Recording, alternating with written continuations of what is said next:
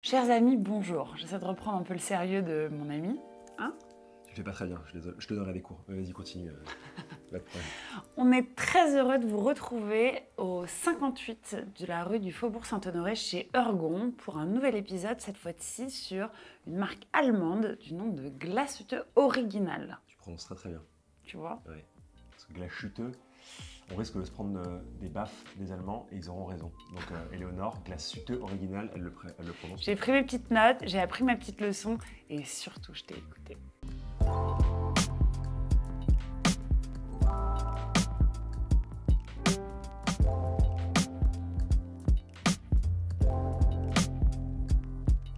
Tu vas nous raconter déjà l'histoire de la marque pour remettre dans son contexte l'horlogerie allemande, qui fait un petit pied de nez à l'horlogerie suisse, de par leur précision, de par leur rigueur, de par évidemment leur précision mécanique.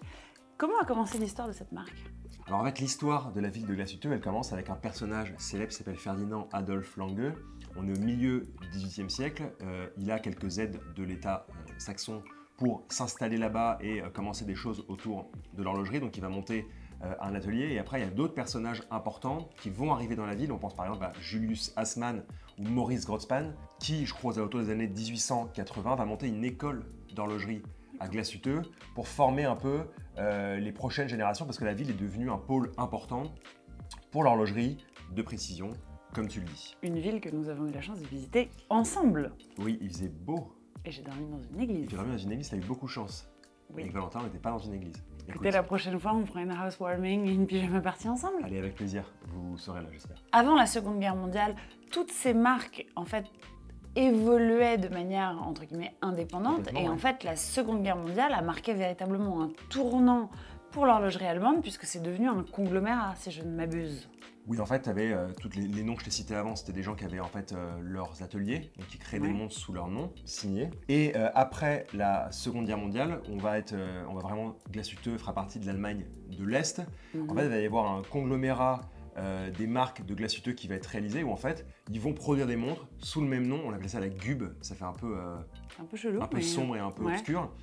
Pour la Glashütter Uhrenbetrieben, qui veut dire conglomérat. Quel allemand! Je sais. Oh là là. Ça m'arrive parfois. Qui est un conglomérat de marques, de montres de Glashütte. Donc on produit là-bas de manière un peu plus industrielle, parce que voilà, c'est l'Allemagne de l'Est, il fait froid et les gens portent des montres en cuir. En gros, et c'est tout ce qui va se passer jusqu'à la chute du mur en 1989. Mon année de naissance. Bravo. T'es né de quel mois déjà? Je ne le sais pas. Je me souviens plus. T'es quel signe? Je suis Balance ascendant Scorpion. Ça marche.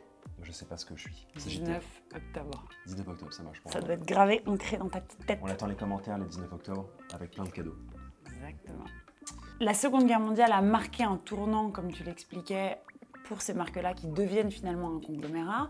On est basculé au début des années 90 avec la renaissance de toutes ces marques, mais concrètement, qu'est-ce qui a changé ou qu'est-ce qui a évolué? Comment est-ce que ces marques-là ont été nourries et quel a été l'impact au niveau de la transformation, on va dire, de l'opération de ces manufactures et du déploiement de ces marques-là?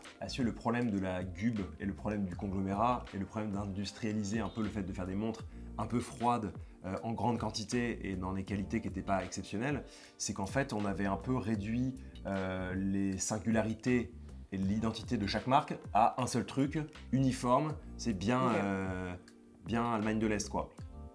Du coup, quand au début des années 90, tout se libère et les marques redeviennent indépendantes, et que là tu as Lange & Söhne qui redevient indépendante, tu as la Gube qui est privatisée, on va recommencer à faire de l'horlogerie selon les préceptes stylés de Glashütte, tu vois, donc avec des détails, chacun avec ses identités, ses petites finitions particulières. Donc en fait, finalement, alors après on arrivera sur le rachat du Swell Group en 2000, Exactement. Mais si on reste vraiment dans la marque qui est Glashütte Original, finalement ça fait un peu un pied de nez à l'horlogerie suisse.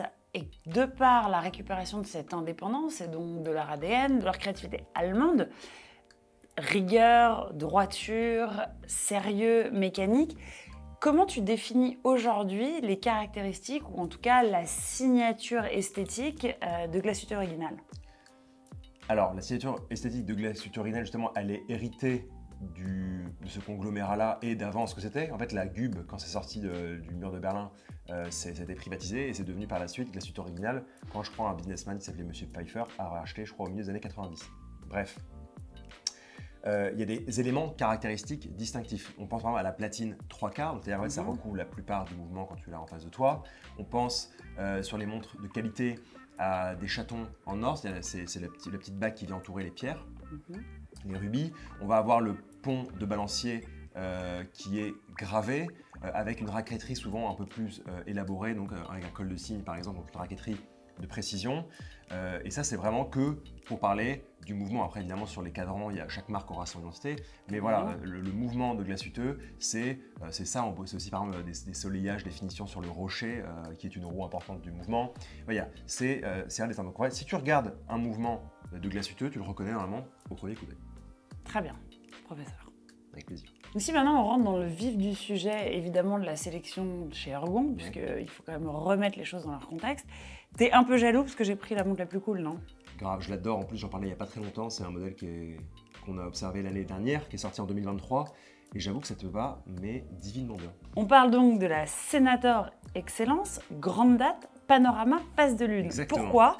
Parce qu'elle est compliquée tout en étant extrêmement simple. Quand on regarde évidemment ce cadran galvanisé, texturé, que je trouve absolument dingue, parce qu'il y a ce côté un peu gris, mais en même temps c'est assez subtil, qui contraste évidemment avec la grande date.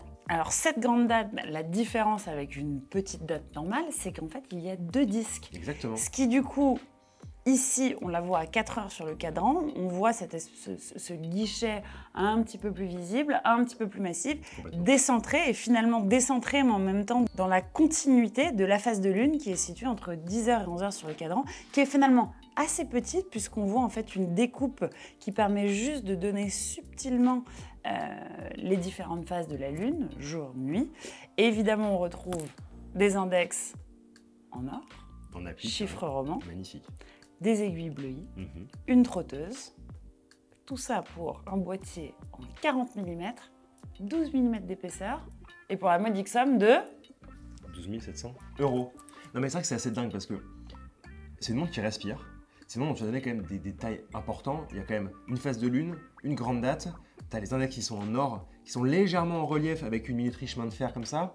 40 mm, c'est pas du tout ridicule, encore moins sur ton poignet, et surtout 12 mm, un peu plus, c'est 12,2, je crois, 12,2 mm d'épaisseur. C'est canon, et quand tu regardes aujourd'hui, je pense, niveau proposition de prix, je suis désolé, hein, on est d'accord, hein, aujourd'hui quand on regarde des pièces assez simples, qui n'ont pas forcément des complications, qui sont celles qu'on peut faire sur la montre, et surtout vous allez le voir après, un degré de finition du mouvement qui est un peu absurde. Parce que si on retourne la pièce, on voit tout ce que tu expliquais plus tôt, avec cette platine 3/4, avec ce détail au niveau du pont de balancier, au niveau de tous ces petits détails qui font qu'aujourd'hui, on est véritablement sur une horlogerie de précision, avec évidemment un mouvement qui possède une réserve de marche de 100 heures.